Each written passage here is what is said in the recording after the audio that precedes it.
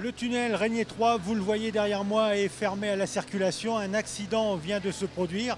En fait, il s'agit d'un exercice commun avec le ministère de l'Intérieur de la Principauté de Monaco et de la préfecture des Alpes-Maritimes. Et nous allons voir comment interviennent les forces d'intervention et de secours en pareille situation. L'accident implique un autobus interurbain et 2 voitures de tourisme. Dans ce tunnel long d'1,5 km qui relie Monaco à la Basse-Corniche et qui permet l'accès à l'autoroute A8 à 500. Un axe emprunté chaque jour par plusieurs milliers de véhicules. Tout commence 2 heures avant l'exercice, à la caserne des sapeurs-pompiers de Monaco à Fontvieille, avec l'opération de grimage. Les personnes qui vont jouer, les 51 victimes, se font maquiller. Ici c'est l'atelier avec la Croix-Rouge, les carabiniers et les pompiers. On maquille les personnes. Comme vous pouvez voir, voilà, ici on a une personne qui va être brûlée au niveau du visage.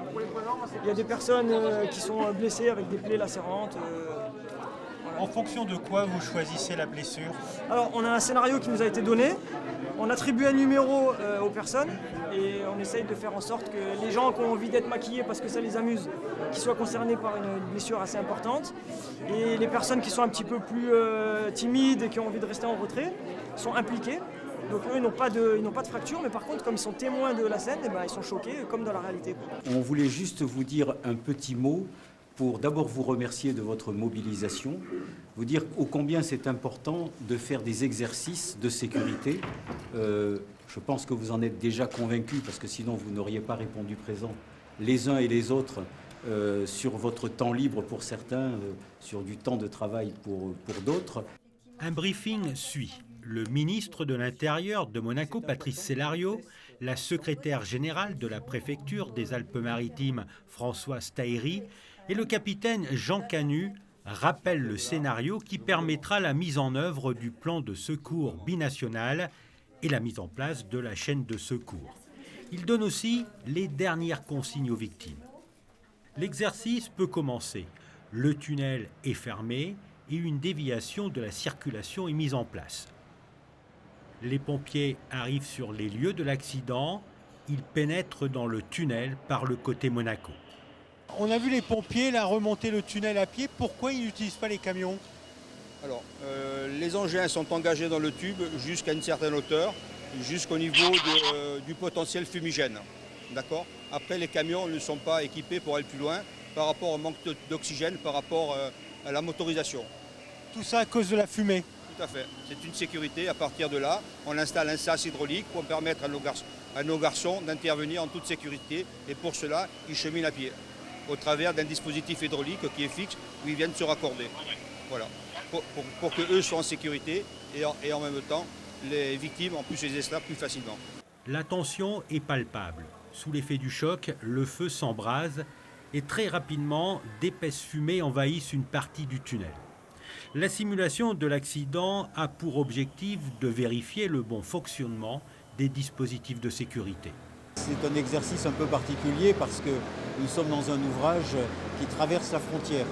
Donc non seulement les services monégasques interviennent, mais également les services français, avec une passation de commandement entre les autorités monégasques et les autorités françaises. Donc l'intérêt de l'exercice, c'est de vérifier si la coordination entre les services fonctionne bien, si la passation des consignes se fait bien, si la passation de la direction du commandement des opérations de secours s'effectue correctement. Donc c'est la coordination de l'ensemble des services qui est testée avec ce genre d'exercice. Le scénario mobilise d'importants moyens. Le département de l'Intérieur, le corps des sapeurs-pompiers de Monaco, la direction de la sûreté publique, la direction des affaires sanitaires, le corps des carabiniers du Prince, le centre hospitalier Princesse Grace, l'école d'infirmières ou encore la Croix-Rouge monégasque. Côté français, la mobilisation est quasiment la même. Au total, ce sont 250 personnes qui sont rassemblées. Alors que l'incendie est en passe d'être maîtrisé, les secours peuvent s'approcher des blessés. Certains souffrent de brûlures au 2e degré et d'une intoxication par les fumées. D'autres se plaignent de fortes douleurs à l'abdomen et au thorax. Ils sont rapidement pris en charge. D'autres victimes se réfugient dans un abri distant de quelques mètres. J'arrive pas à respirer. Ok, vous restez en cette position là. Vous dégrafez légèrement le pantalon.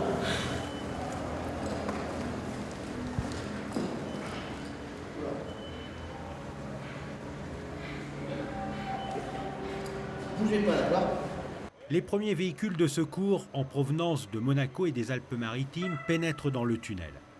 L'objectif, c'est d'aller le plus vite possible pour faire sortir les victimes du tunnel. Alors moi j'avais préparé les 11 les relatives qui pouvaient marcher. Après j'ai des relatives qui ont des fractures de membre inférieur qui peuvent pas se Donc déplacer. t'en as qui peuvent marcher tout seuls? 11. Ouais. 11 là d'UR qui peuvent déjà se déplacer, qui sont prêtes à... Voilà.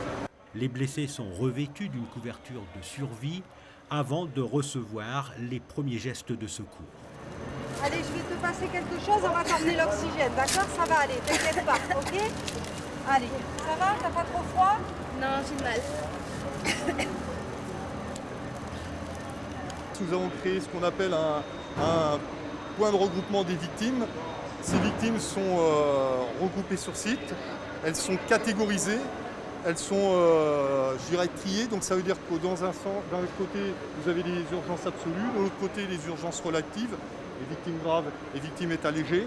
On les prépare, elles vont partir vers le poste médical avancé avec des moyens spécialisés, des ambulances et des véhicules de type Copcar qui vont pouvoir nous permettre de les évacuer dans de bonnes conditions. C'est un système informatique qui nous permet de comptabiliser les victimes de manière à avoir rapidement un bilan et de façon à le transmettre aux autorités de tutelle, que ce soit notre centre opérationnel qui ensuite sera transmis au niveau du directeur des opérations de secours au ministre de tutelle. Le but, c'est d'avoir rapidement un décompte du nombre de blessés, leur état, les informations vont venir au fur et à mesure et la finalité, c'est pouvoir transmettre en temps réel les victimes, l'état et ensuite la destination. Des observateurs en chasuble verte sont là. Ils notent tous les faits et gestes des équipes déployées.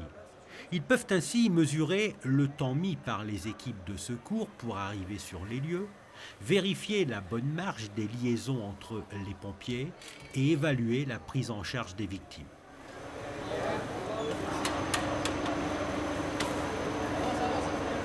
On fait ensuite monter les blessés dans les véhicules de secours, équipés d'oxygène et d'appareils respiratoires, qui les ramènent vers le centre de rassemblement des victimes à l'extérieur du tunnel. Bilan, 2 morts et 48 blessés. Après consultation des responsables des services d'intervention et de secours, le ministre de l'Intérieur monégasque et la secrétaire générale de la préfecture des Alpes-Maritimes annoncent la fin de l'exercice. Immédiatement, une réunion d'analyse est organisée. Ces premiers échanges ont pour but de recueillir les toutes premières impressions des intervenants. Le point extrêmement intéressant, a permis de vérifier qu'il y avait une bonne entente entre les services des pompiers français et les services de pompiers monégasques, également avec les forces de gendarmerie, également l'ensemble des services de sécurité et de santé qui ont été extrêmement impliqués et qui ont permis une évacuation des victimes dans des délais qui étaient tout à fait satisfaisants. Plus tard, un autre débriefing aura lieu pour perfectionner les modalités d'action dans cet ouvrage et faire en sorte que les services apprennent à travailler ensemble et acquièrent les techniques d'intervention. Voilà, l'exercice est terminé. Il aura duré plus de 2 heures et on a vu qu'il y avait une bonne coordination entre les pompiers et les secours monégasques et les pompiers et les secours français. Il y aura bien sûr d'autres exercices similaires entre les deux pays dans les prochaines années, voire dans les prochains mois.